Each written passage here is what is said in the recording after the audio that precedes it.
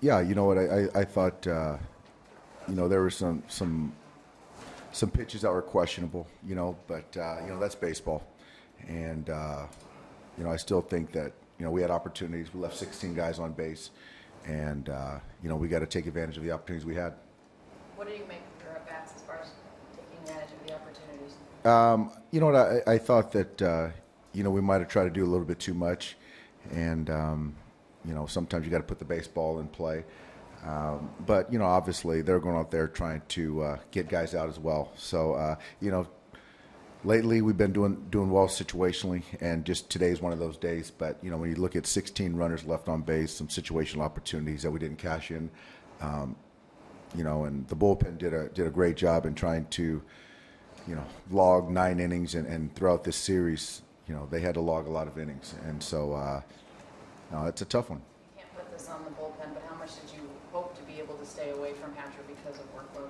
Yeah, you know what, Hatcher, today was supposed to be down. We really wanted to stay away from him, and PD was down, and he started kind of cranking, but when you get to the 14th inning, it's one of those all hands on deck type things, and some way we still had a chance to win in the 9th or in the 14th.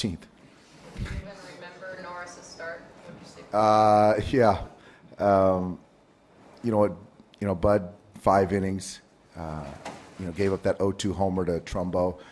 But, I thought he pitched well. The first double by Trumbo, lose it in the sun, and I thought he threw the ball well. But, that at-bat from Gosman just really got his pitch count up.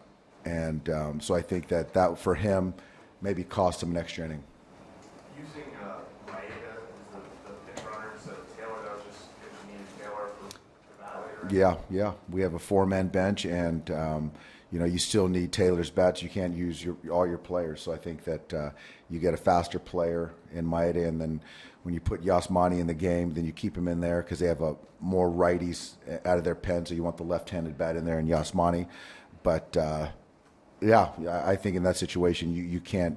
I think it was 8th inning, 7th or 8th inning. You can't use all your players at that point in time. I don't remember the inning, but when you did eventually use Chris, you had a chance to keep Avalon in, maybe sack the bunt, move Yasmani to second, and then keep Taylor, still as a player. Well, Avalon hasn't had an at bat. That's one thing, and number two, I think that there's different parts of the equation.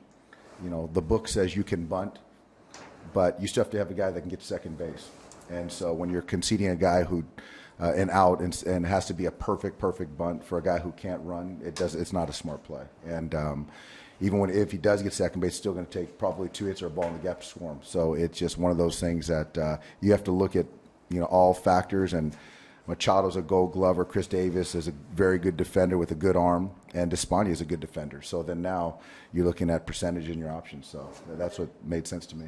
What did Hoberg tell you about the ejection? Why did he toss you? I just felt that there was an at bat with Howie in the. I think it was at bases loaded against Bundy, and I thought that there was a ball in there, ball 4, and so. And I thought that first pitch to Howie from Britton was down, and Howie wasn't happy with it, and I wanted to come to the defense of my player. How challenging to manage a game like this where you're running out of pitchers and then you're running out of hitters and you don't know who to hold back and so forth? Yeah, it's one of those games. That's the great thing about baseball, but the tough thing is you just never know what you're going to get, But this is definitely not a turnkey game today, and there's a lot of stress in there, I think, for everyone. But our guys competed, and it was a long one. But we're still, we're playing good baseball at home, and we got the Padres for 4 games. But there's a lot of stuff going on. You guys are going to have to make a roster move to do that today. Is anything that happened today force you to rethink or recalibrate go about that? Yeah, there's going to be some things that we're going to have to do. So we're going to go in there and get together and figure out what's best for this next series before we get to the break. Probably, yeah. What did you think of Buck's move to walk with Yasmani there to get to Hatcher and to load the bases? Yeah, once you got to 2-0, it's the right thing. You don't want to take a chance on a guy that can hit the ball to the ballpark and win it for us. So, you got to play percentages. There's an open base essentially, and make Chris Hatcher get a hit to beat you. 6-8 game for Chase today. What did he do for your offense? Chase has been great. You know what? He finds a way to compete, put the barrel on the ball, and he found some outfield grass today. And you know what? He's just a pro. The way he conducts his at-bats, got I think 3 2-strike hits, and just used the whole field today. And you know, we had our opportunities. Dave, how different did this game feel? A weekday day game. You have them on Sundays, but it feels odd. You're playing an American League team, and then it ends up like this. Did it have that feel to you in the dugout? Yeah, it was different. I think that we're not too used to having the day games. You know, it's usually a night game for us. But I thought our guys came in fresh, and you know, those guys over there, they had a long road trip, so they're going to get back home. But you know what? I thought that the energy in our clubhouse was good, but it's a tough one to lose.